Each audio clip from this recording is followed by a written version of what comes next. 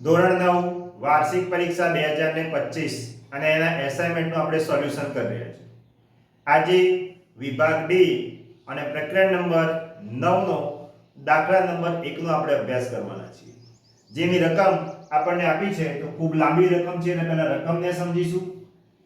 એક વિહાર સ્થાનમાં 5 મીટર ત્રિજ્યાવાળા દોરેલા વર્તુળ પર રમત રમવા માટે 3 છોકરીઓ રેશમા, સલમા અને મનદીપ ઊભા છે. રેશમા દડાને સલમા તરફ ફેંકે છે, સલમા મનદીપ તરફ અને મનદીપ રેશમા તરફ દડાને ફેંકે છે.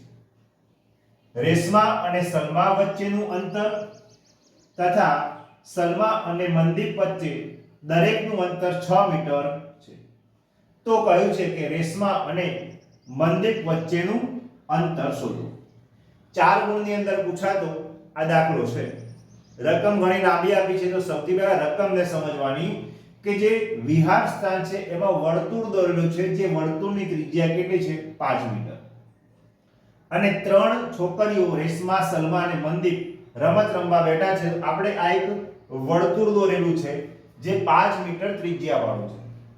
એમાં રેશમા માટે r, સલમા માટે s અને મનદીપ માટે m આપણે લખી દીધું છે. હવે રકમમાં કહ્યું છે કે રેશમા અને સલમા વચ્ચેનું અંતર અને સલમા અને મનદીપ વચ્ચેનું અંતર દરેક વચ્ચે કેટલું છે 6 મીટર. એટલે આ જે માપ છે આપણી પાસે એ કેટલું છે 6 મીટર અને આ પણ કેટલું છે 6 મીટર. આટલું થઈ ગયું. ત્યાર પછી શોધવાનું કહ્યું છે રેશમા અને મનદીપ વચ્ચેનું અંતર શોધવાનું છે. તો સૌથી પહેલા આપણે જે ત્રિજ્યા છે એ ત્રિજ્યા દોરી દઈશું. તો આ થશે વર્તુળની ત્રિજ્યા, જે આપણે ડોટ લાઈન થી દોરીશું જેથી ખ્યાલ આવે કે આ વર્તુળની ત્રિજ્યા છે. આ વર્તુળની ત્રિજ્યા થઈ ગઈ આપણી. હવે વર્તુળની ત્રિજ્યા જે આપણને કહી છે 5 મીટર, તો અહીં લખી દઈશું 5 મીટર આ માપ છે. ત્યાર પછી વર્તુળના કેન્દ્રમાંથી આપણે જે લંબ દોરીશું સાથે સાથે એ ત્રિજ્યા પણ બનવાની છે. અહીંથી આ પણ એક ત્રિજ્યા જ છે.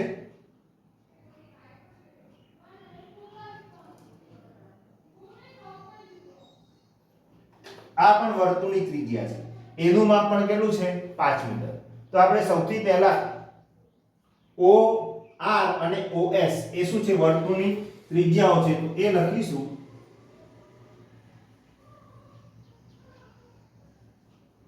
આકૃતિમાં OR બરાબર OS બરાબર 5 મીટર, જે શું છે વર્તુળની ત્રિજ્યાઓ છે. ત્યાર પછી વર્તુળના કેન્દ્રમાંથી દોરેલો લંબ એ જીવાને શું કરે દુભાગે. તો RM એ આપણી શું છે જીવા. તો બીજું વર્ણન લખીશું RM બરાબર શોધવાનું છે આપણે અને તે શું છે જીવા. તો એ પણ લખી દીધું. હવે વર્તુળના કેન્દ્રમાંથી જીવા પર દોરેલું લંબ જીવાને શું કરે છે દુભાગે છે. તો જે બિંદુમાં દુભાગે છે ત્યાં લખીશું P તથા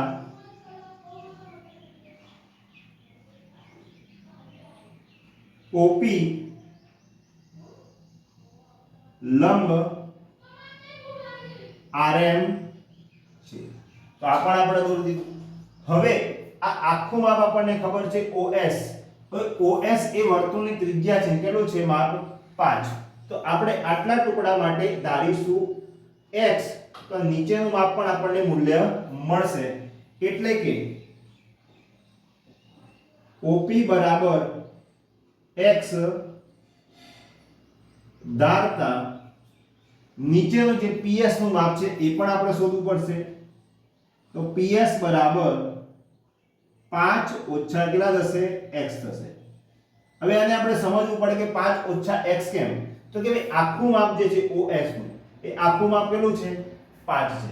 તો 5 માંથી આટલો ટુકડો જે x હોય તો નીચેનો જે ટુકડો છે એ આપણને કેટલો મળે 5 ઓછા x મીટર. તો આ થઈ ગયું આપણું માપ આપણે લઈ લીધા. હવે જે ત્રિકોણો બનેલા છે એ ત્રિકોણોમાં આપણે સૌથી પહેલા ઉપરનો ત્રિકોણ O P R એ કાટકોણ ત્રિકોણ માટે ગણતરી કરીશું. તો ત્રિકોણ O P R માટે તો એની અંદર આપણે કર્ણ કયો બને તો કર્ણ જે છે હંમેશા કાટખૂણાની સામેનો હોય ને કર્ણ કહેવાય એટલે OR એ આપણો શું છે આમાં કર્ણ થશે. તો સૌથી પહેલા કર્ણનો વર્ગ એટલે કે OR નો વર્ગ બરાબર OP નો વર્ગ વત્તા PR નો વર્ગ. જેમાંથી આપણે PR નું માપ શું કરવાનું છે શોધવાના છે. OP x છે અને OR કેટલો છે 5. તો એ મૂલ્ય મૂકી દઈએ 5 નો વર્ગ બરાબર અહીંયા થશે x નો વર્ગ વત્તા PR નો વર્ગ. તો PR ના વર્ગને કરતા બનાવીએ તો અહીંયા થશે 25 ઓછા x સ્ક્વેર બરાબર PR નો વર્ગ. આ આપણને પહેલું સમીકરણ મળ્યું છે તો એને આપણે લખીશું નંબર 1.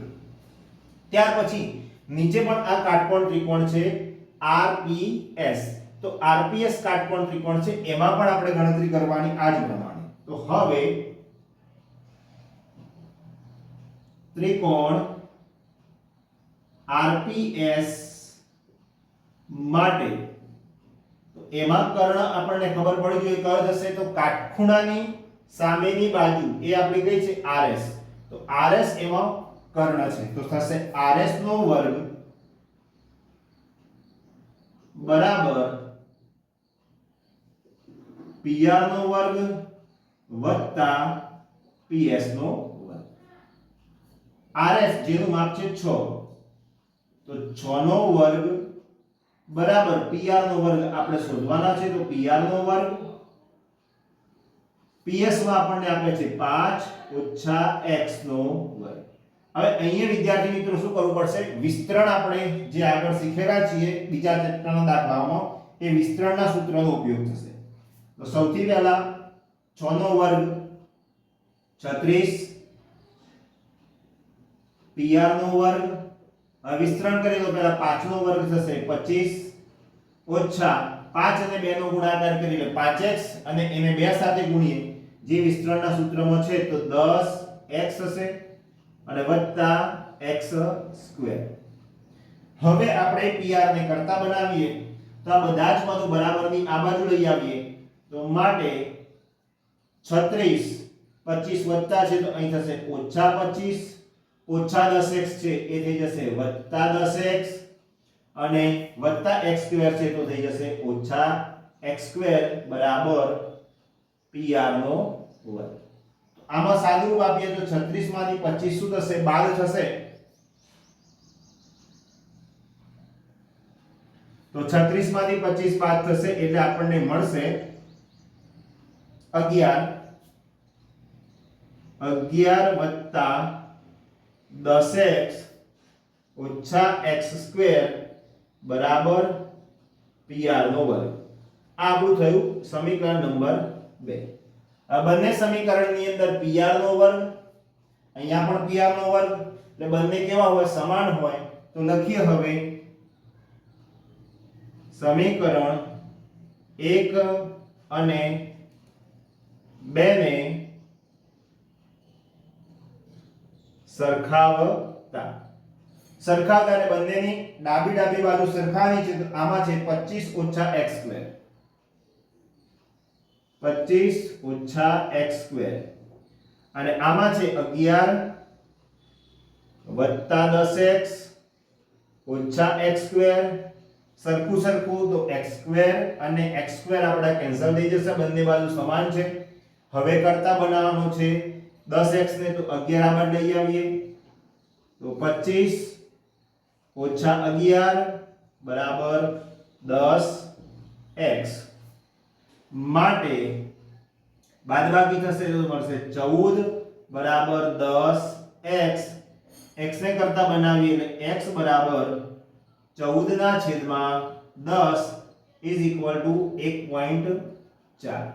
આ આપણને x નું મૂલ્ય મળ્યું છે. હવે એ રકમ આપણે શેમાં કોઈ પણ એક સમીકરણમાં મૂકીએ એટલે x ને વેલ્યુ પરથી આપણને કોનું જે PR છે એનું આપણને માપ મળશે. હવે x બરાબર 1.4 ને સમીકરણ 1 માં મૂકતા તો પહેલું સમીકરણ જે આપણું છે એ છે PR નો વર્ગ બરાબર 25 ઓછા x ની જગ્યાએ મૂકવા છે 1.4 નો વર્ગ 25 એઝ ઇટ ઇઝ અને આનો વર્ગ થશે 1.96. 14 નો વર્ગ કેટલો થાય 196 તો 1.96 બાદબાકી કરીએ તો બાદબાકી મળશે 23.04. આ આપણને PR નો વર્ગ મળ્યો છે. આપણે શોધી રહ્યા છીએ PR એટલે એનું વર્ગમૂળ કાઢવાનું તો PR બરાબર 4.8 કેમ કે 2304 કોનો વર્ગ છે 48 તો 4.8 એ PR એટલે કે આ જે જીવા છે એનો અડધો ભાગ આપણને મળી ગયો. હવે કેન્દ્રમાંથી જીવા પર દોરેલો લંબ જીવાને શું કરે દુભાગે એટલે કે હવે Rm બરાબર 2 ગુણ્યા PR તો 2 ગુણ્યા PR નું માપ આવે છે 4.8 જેને 2 સાથે ગુણીએ એટલે 9.6 મીટર. આ થઈ ગયું છે રેશમા અને મનદીપ વચ્ચેનું અંતર જે આપણને કહ્યું છે કે રેશમા અને મનદીપ વચ્ચેનું અંતર શોધો તો કેટલું થશે 9.6 મીટર થશે. તો આ રીતે દાખલાને પૂરેપૂરો સમજીને આપણે ગણીએ તો પરીક્ષાની અંદર 4 માંથી 4 ગુણ પ્રાપ્ત કરી શકતા હોય છે. વિભાગ ડી ની અંદર પૂછાતો મોસ્ટ IMP દાખલો છે.